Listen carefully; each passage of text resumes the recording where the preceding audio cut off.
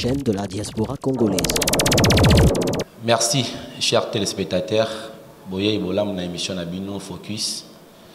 Toyeli Bino na pasi na bisengwe oyo ya mboka na biso o tozo vivre na mikolo yo. Nde toye ko beta na bino masolo oyo esili koleka lelo. Lelo eloko nini eleki. Lelo na minute sonde tozoloba na bino, na minute sonde tozosola elongo na bino.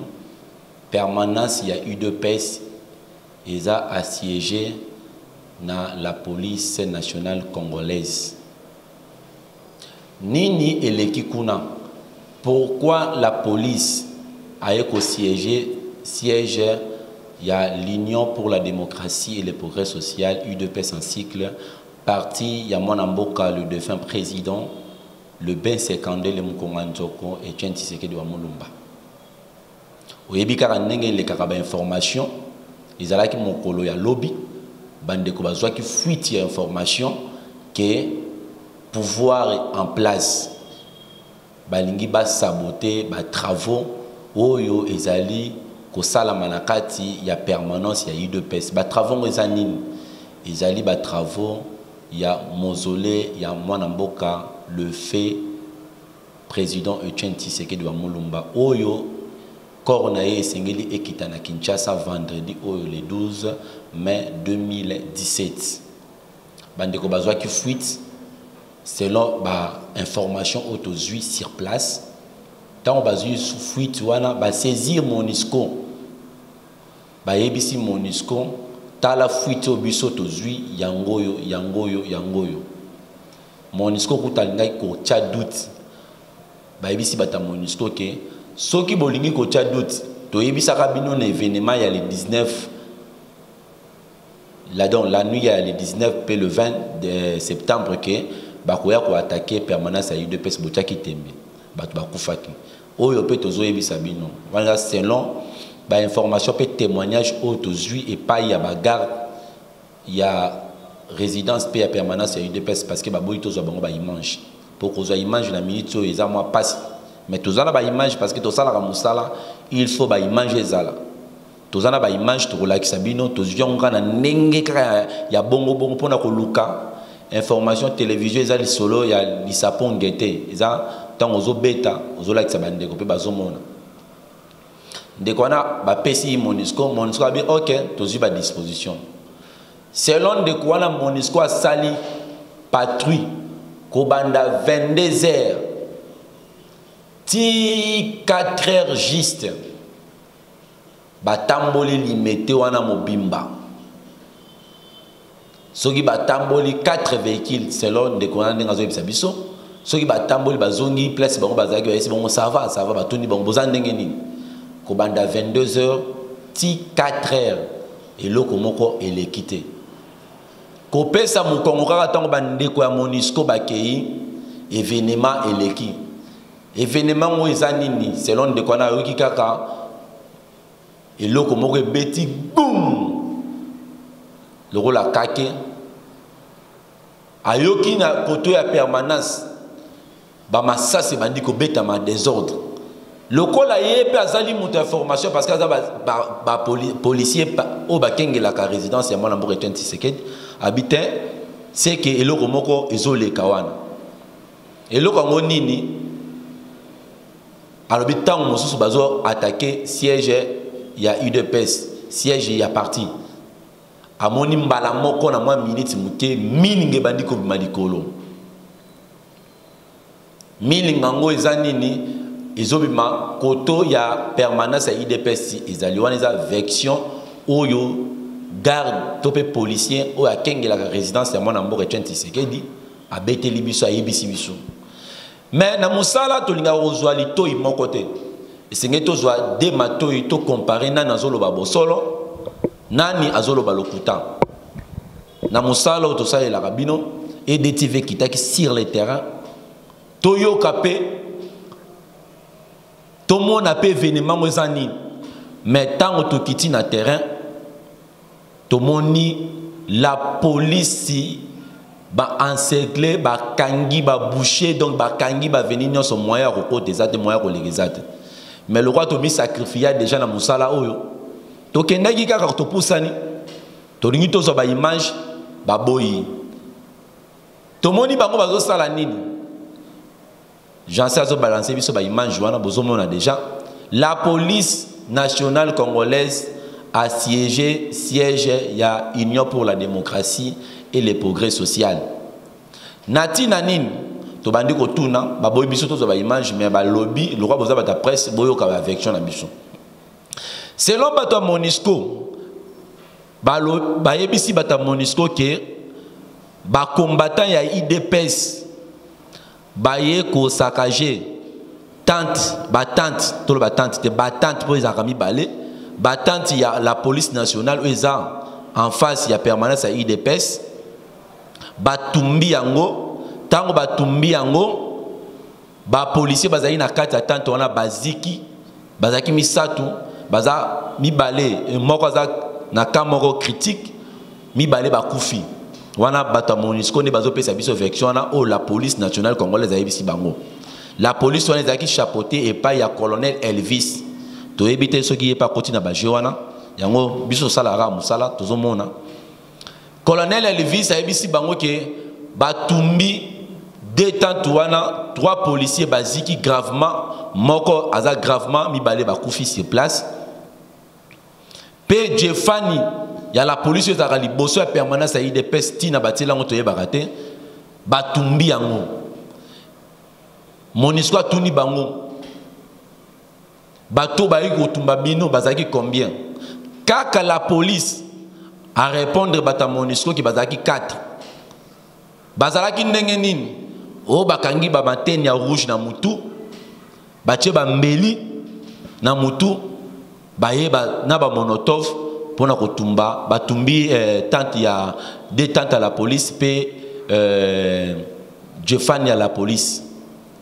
Événement wane salamika kaliboso ya permanence ya IDPS topé na sie na batante oza liboso ya permanence ya IDPS et salami pe na commune ya limité de 11e mairie à 13e mairie dans le kikara rimoko 12e mairie au commune balamoko na 13e mairie na commune maison communale ya limité kuna basali nini kuna batumbi te mais babuki conteneur à la police babimisi tous les prisonniers pe ba policiers bazala kuna ba panzani bakimi wana vection ya la police ba pesi bandeko ya MONUSCO biso pe en tant que ba journaliste ya investigation to sali pe ya biso musala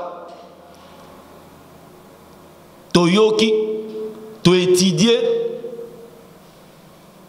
ils ont participé mawa. Selon la police, vous avez une image d'engenini tozwaki. Bomoni ndenge ba policier ba fandi liboso ya permanence à IDPS donc ba siéger ba arrêter ba travaux et sala manaka ta permanence à IDPS pour ba kunda Etienne Tshisekedi na kata permanence té. Pourquoi? Ba zelika ratango oyo ba siéger permanence à IDPS tant ba travaux bandi. Deuxième question. Tozo tuna mituna. Soki bande kwa MONUSCO ba kozwa makasi pe retourna ba la police. Comment bino boza bien armé? Boza na ba minduku beta ba canon wana. Oye bang sarme ba combattant soki bozo beta ngo ba panzani ba kimi.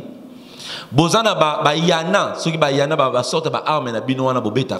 Na ba minduki a arme à feu. Boza au moins 33 éléments selon rapport ya MONUSCO. 33 éléments.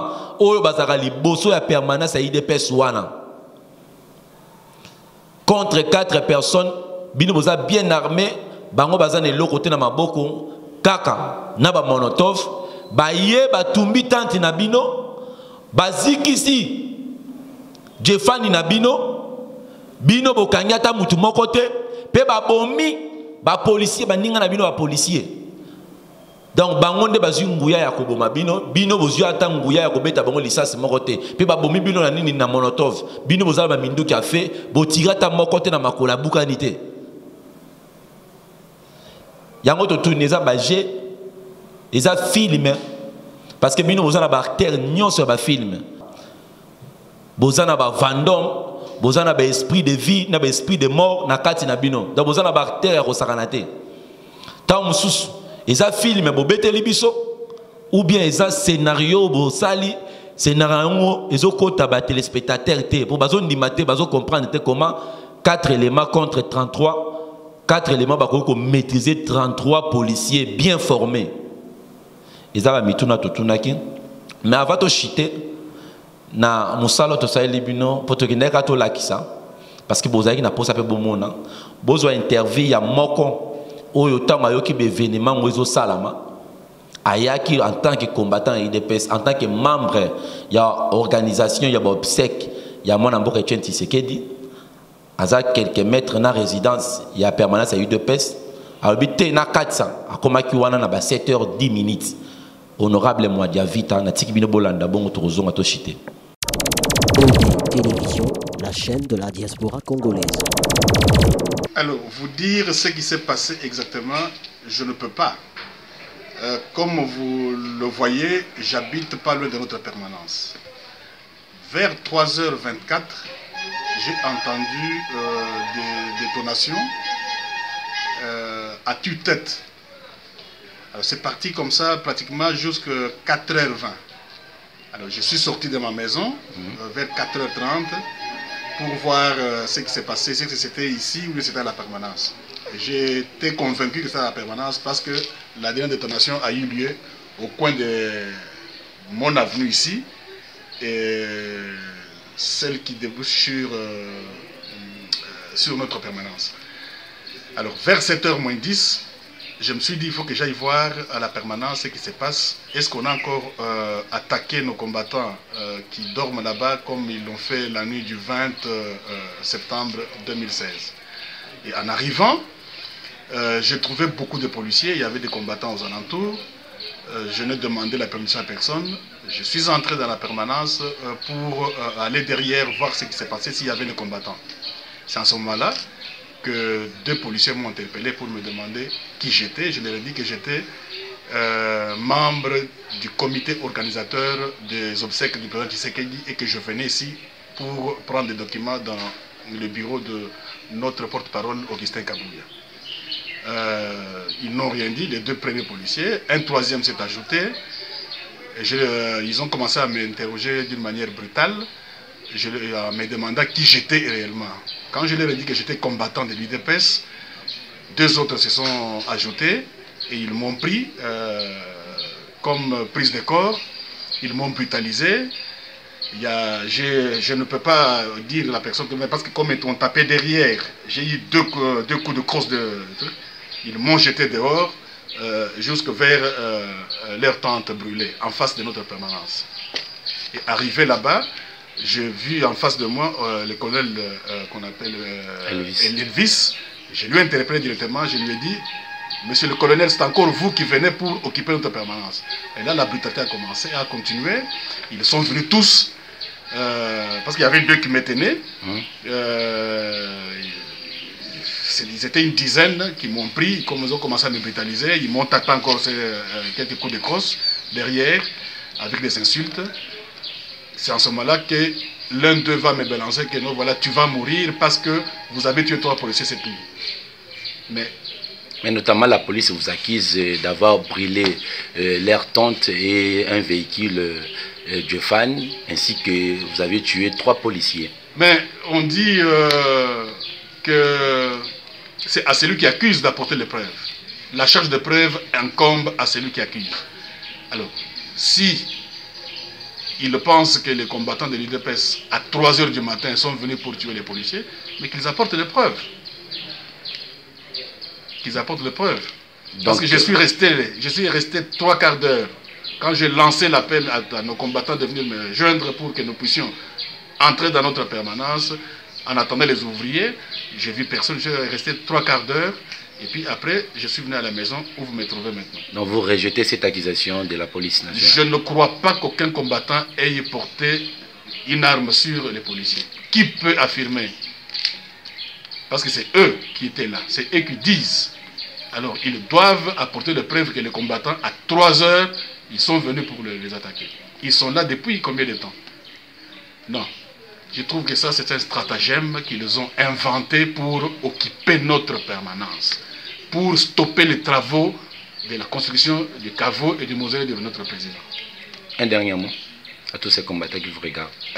À tous les combattants, je pense que l'heure est venue pour que nous soyons unis. Notre président ne mérite pas ce traitement. J'ai honte pour mon pays. Merci. Je vous remercie. Ça va, Bolandi intervention ya muto azaki na kati ton événement salami à Longwe aye amona pour nangana lobali sunini parce que boyoki o muto a vivre ba événement ngo ta ba moni présence ne ba menacer ba betier a uta écoute hôpital Bolandi ndenge uti loba pour na ye alobi wana nyoso neza ba scénario oyo la police bato ya majorité présidentielle bazo sala pour ba combattant IDPS ba opéraka na butute ba opéraka na moi tant ba opéraka ba laksaka bilongi na bango pe ba bombaka te et tant bino bozolo ba ke ba lataki ba kitenda rouge ba kangi ba mbeli na mutu baza ba kamwe na sabo boy bisa biso ba continue na Kinshasa poto yeba porte-parole ya gouvernement za wapi informer biso to yeba est-ce que ba mona ba kamwe na sabo baza déjà na Kinshasa parce que ba police na yo ba moni bango ba lati ba kitenda rouge na ba mbeli pe ba attaquer banani ba bango ba policier kuna kamwena sa ba zo attaquer ba soldat na ba policier ah pe ba attaquer bango c'est que bo informer biso to yeba ba côté déjà na Kinshasa baza ou bien bazate. Merci na Riche Tempête to komi na suka. Merci na bandeko nyoso bazolanda biso. Merci na Josué plutôt Diboué. Merci na CG Abdallah ya MTC. Merci na bino nyoso. Merci na molonga ni ya Riche Tempête. Merci maman parce que vous avez pembe na zo conseiller papa. Na ba na nyonso. Na rochitete pour na pesa merci na ba cameraman nyonso bazaki derrière les caméras. Merci na Kim. Merci na Manassé. Merci Gauthier. Kim merci na yo. Yom to simbi pe montage mikolo na info. To tikali boza toujours fidèle bolandaka editi parce que ba information bo so boza awate so bolandi chaîne ote mama mingi bye à la prochaine. OD Télévision, la chaîne de la diaspora congolaise.